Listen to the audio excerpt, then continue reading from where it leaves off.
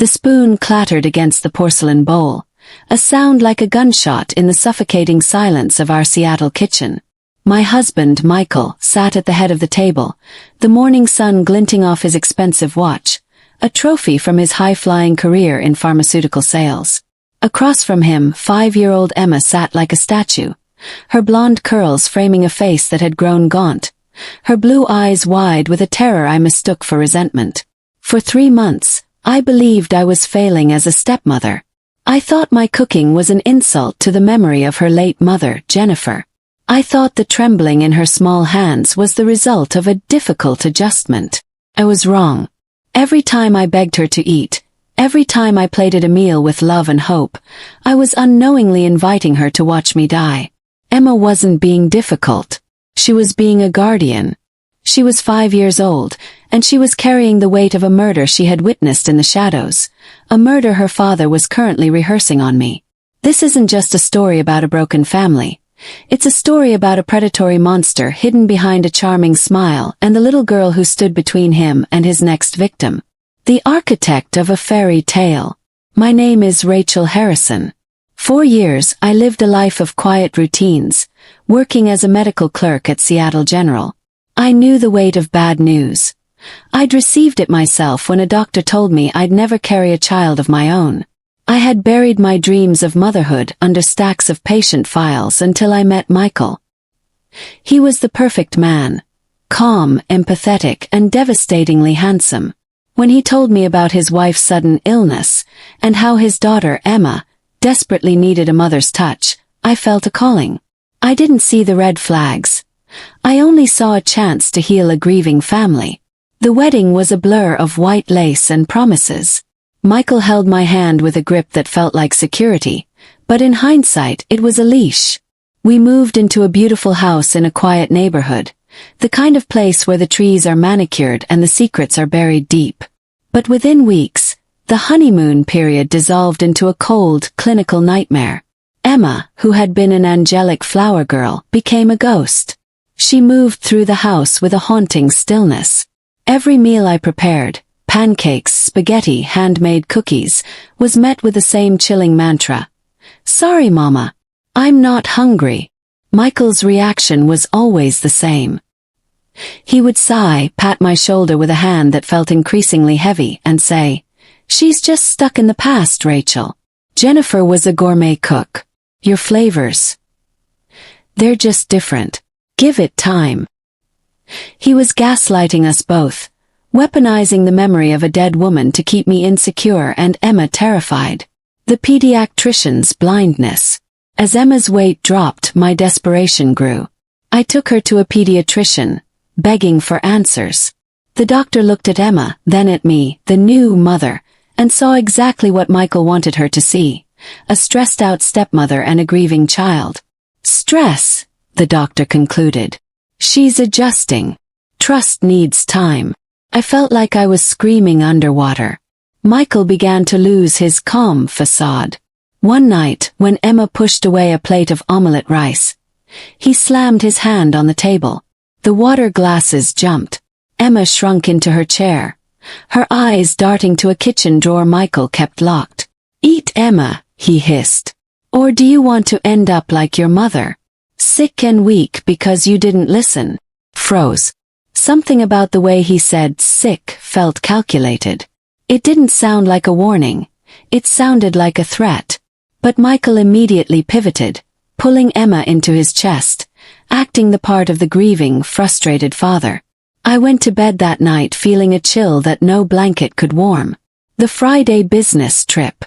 The turning point came when Michael left for a 3-day pharmaceutical conference in Portland. The moment his car pulled out of the driveway, the atmosphere in the house shifted. The air felt lighter, thinner. Emma looked at me, and for the first time in months, her eyes weren't clouded with fear. "Mama," she whispered, "can we go to the park?" We spent the afternoon under the Seattle gray sky. I bought her a simple turkey sandwich from a deli, something I hadn't prepared. To my shock, she ate. She ate every single bite. "I like Mama's sandwiches," she whispered, her small fingers gripping mine. I almost wept with relief. But when we returned home for dinner, the fear returned. I had made a simple pasta dish, but Emma wouldn't touch it.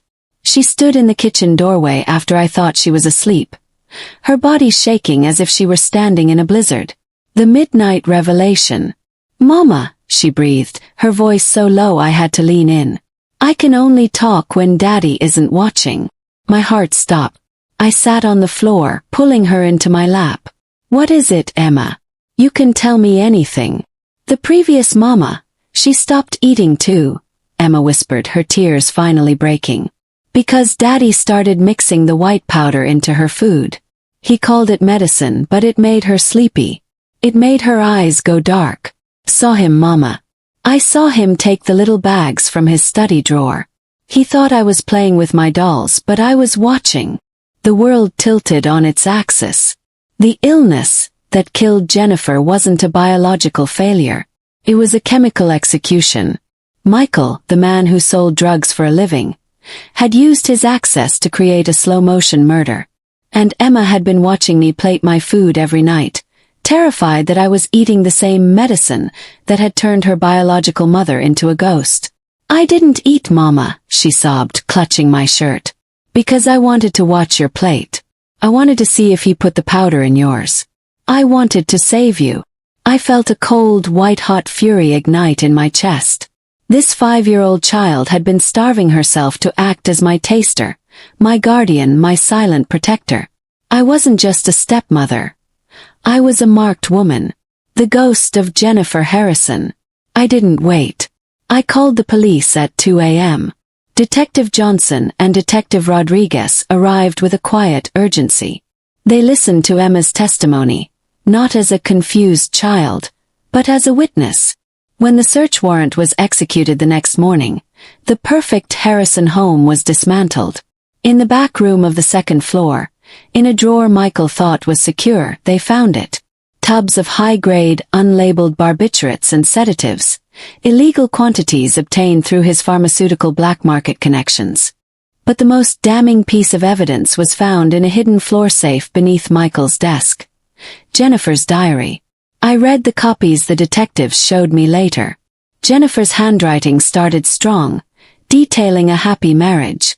Then it began to shake. March 12th. "Michael is so kind. He's making all my meals now. But I feel so tired. My head feels like it's full of cotton." April 4th.